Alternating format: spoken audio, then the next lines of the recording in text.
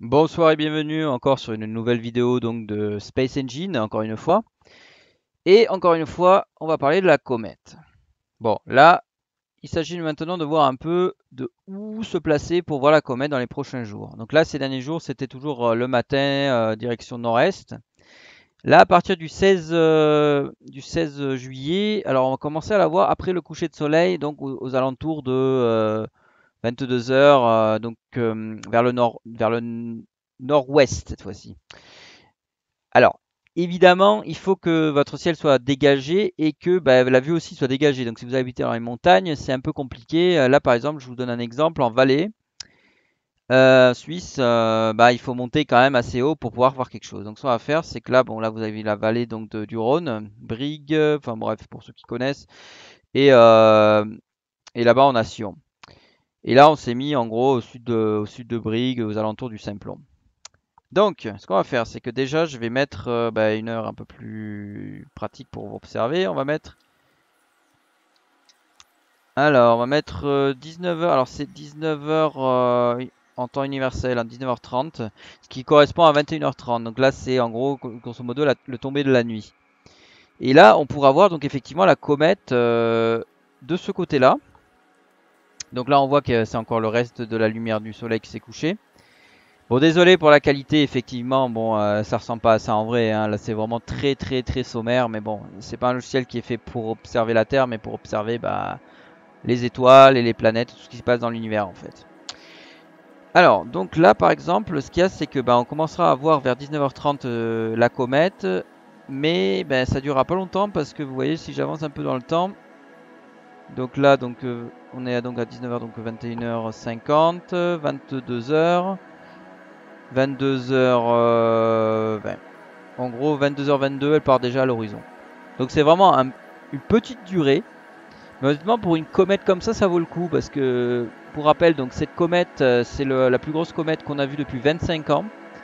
Et là, pour l'instant, la prochaine qui est prévue, elle est dans à peu près 40 ans après, un peu plus même. Donc bon, c'est quand même un phénomène assez rare qui arrive en moyenne tous les 20 à 40 ans. Une comète pareille. Et ça dure pas très très longtemps, hein, ça dure quelques semaines et après bye bye, hein. Bon, alors, on va voir un peu ce que c'est justement, parce que je parle de la comète, tout ça. Bon, mais qu'est-ce que c'est exactement? En fait, c'est un rocher. Donc là, dans ce cas-là, c'est pas un rocher, pardon, c'est un bloc de glace qui vient du fin fond du système solaire et qui fait des tours en fait autour du Soleil. Et là, il arrive, mais en gros, les tours ils durent quand même plusieurs milliers d'années. Donc, ce qu'on va faire, c'est qu'on va s'éloigner un peu de la Terre. On va essayer de voir ce que ça donne la comète vue depuis l'espace. Donc, je vais me centrer dessus. Là, par exemple, vous voyez, elle est à 0,9 unités astronomiques. Ça représente environ à peu près 135 millions de kilomètres. Donc un peu moins que le Soleil. Donc on va s'éloigner. On va remonter donc de la Terre en arrière. Voilà.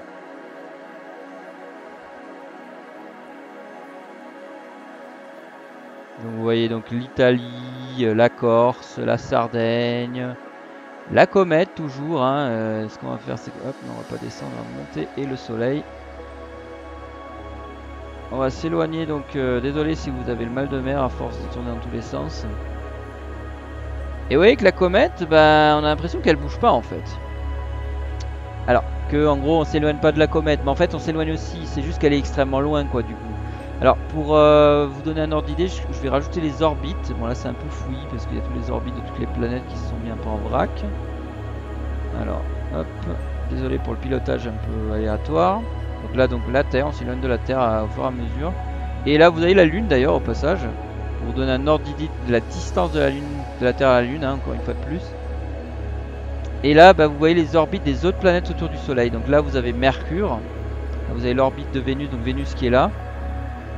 Donc le Soleil et la comète elle est là-haut en fait. Donc on va aller voir, là ce que vous voyez là en fait, le truc rouge c'est l'orbite de la comète. C'est le tour qu'elle fait pendant un cycle. Vous voyez que cette orbite est quand même assez immense. Là entre temps on arrive donc ça c'est l'orbite de Mars, ça c'est les astéroïdes, ça c'est Jupiter. Ça c'est l'orbite de Saturne, donc voilà Saturne qui se trouve ici. Bon on la voit pas, hein, c'est trop petit, là, enfin c'est trop loin quoi. Uranus, Neptune et puis Pluton et toutes les autres planètes naines du système solaire. Donc On s'éloigne, on est extrêmement loin là quand même de tout ça. Là on est tellement loin du soleil, là vous imaginez même pas. Et pourtant, l'orbite de la comète, on l'a toujours pas encore en entier. Voilà, là on arrive au bout. Voilà, donc ça pour rappeler. Donc là, le dernier vert clair là, c'est l'orbite de Neptune. Et ça, c'est l'orbite de la comète.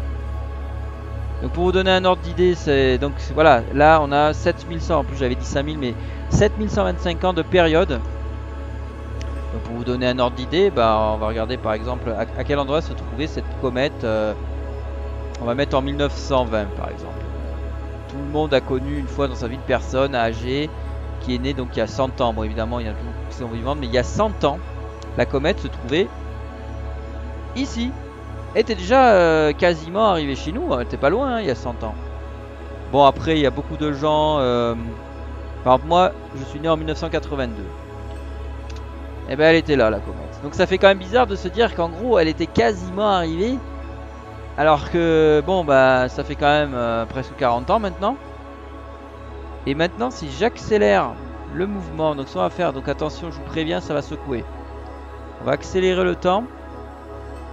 Donc là vous voyez 82, donc 83, donc on a les années, on va faire voilà une année par seconde environ, 90, 93. Là vous voyez qu'elle s'approche et ce qui est intéressant à voir c'est que la vitesse de la comète est de plus en plus grande. Et hop, vous voyez au moment où elle passe à côté du soleil, c'est là qu'elle prend vraiment une énorme accélération. Et ce petit moment d'accélération c'est le moment qu'on vient en ce moment pour voir la comète quoi. Voilà. Donc tout ça pour résumer, donc comme quoi c'est quand même assez énorme. D'ailleurs vous voyez que là plus on avance plus elle ralentit. Donc ce qu'on va faire c'est que je vais accélérer le temps pour que vous ayez encore un ordre d'idée. Voilà on est à 2003, 2300, 2400, 2500, 2600. Donc là c'est des époques, c'est même plus imaginaire. On a l'an 3000, elle a même pas encore fait le... Et là vous voyez que elle ralentit en plus parce qu'elle s'éloigne de plus en plus. L'an 4000. Donc en gros, ce qui est dingue de se dire aussi, c'est que au moment où, donc en l'an 0, la comète était déjà sur le chemin pour venir nous voir. Elle était même pas encore, enfin, elle a même pas fait un tour depuis quoi.